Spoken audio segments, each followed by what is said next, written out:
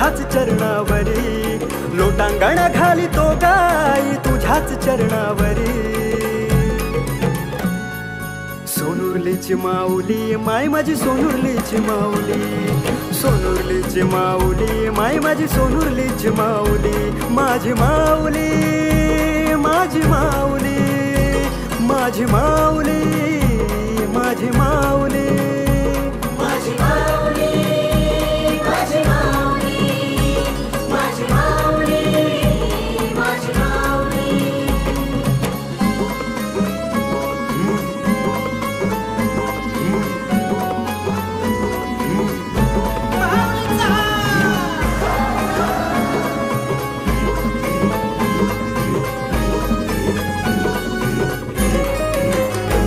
पुण्यभूमी ही परशुरामाची संस्कृतीतली न्यारी, पुण्यभूमी ही परशुरामाची संस्कृतीतली न्यारी। देवी माऊली कृपेने सोनुर्ली माझी कोकणची पंढरी ग, कोकणची पंढरी माझी कोकणची पंढरी। हे बाय तुझ्या जत्रेचा लौकिक फार, येई भक्तांचा महापूर, बाय तुझ्या जत्रेचा लौकिक फार, येई भक्तांचा महापूर। महिषासुर मर्दिनी तू तुझा महिमा अपरंपार ग, महिमा अपरंपार ग, महिमा अपरंपार। लोटांगण घालितो गाई, लोटांगण घालितो गाई तुझ्याच चरणावरी। सोनुर्लीची माऊली माय माझी सोनुर्लीची माऊली, सोनुर्लीची माऊली माय माझी सोनुर्लीची माऊली, माझी माऊली माझी माऊली माझी माऊली माझी माऊली।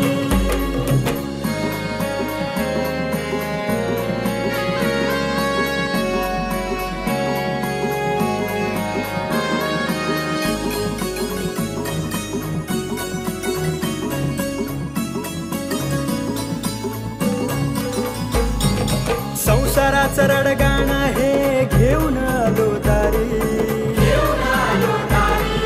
शरणांगत मी तुला माऊली कृपा करी मजवरी, तांत्रिक मांत्रिक भूत बाधा ही पळविशी तू गाई,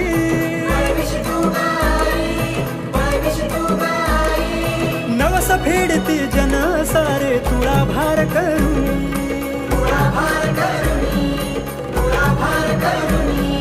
लोटांगण घालितो गाई, लोटांगण घालितो गाई तुझ्याच चरणावरी।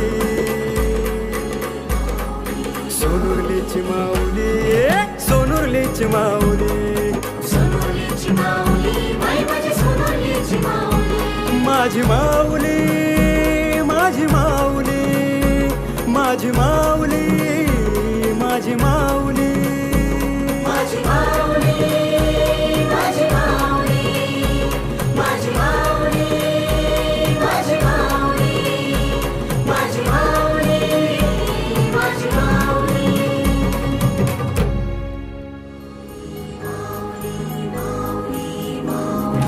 लोटांगण घालितो गाई तुझ्याच चरणावरी, लोटांगण घालितो गाई तुझ्याच चरणावरी।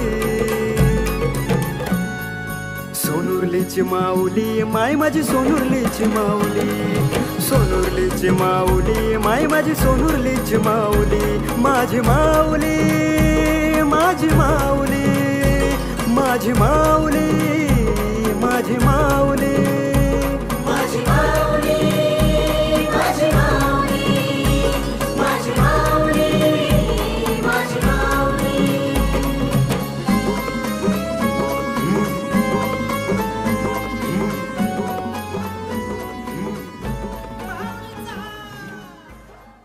काल आमच्या श्रीदेवी माऊली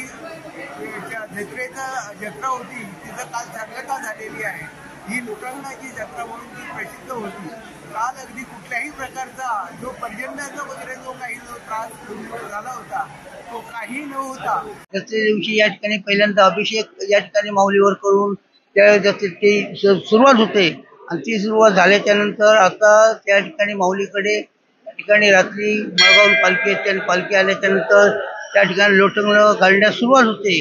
लोटंगणं झाल्याच्यानंतर लोटंगणं जवळजवळ 3-3:30 पर्यंत लोटंगणं आटोपल्याच्यानंतर या ठिकाणी दशावतार या ठिकाणी माऊली दशावतार हे नाटक चालू होतं आणि ते नाटक वगैरे संपल्यानंतर या ठिकाणी तुळाभार चालू केला जातो. प्रत्येकाचे नवस असतात, ते नवस वगैरे सगळ्यात पूर्ण करून तुळाभार वगैरे गायनाद्वारे पूर्ण करून घेतो.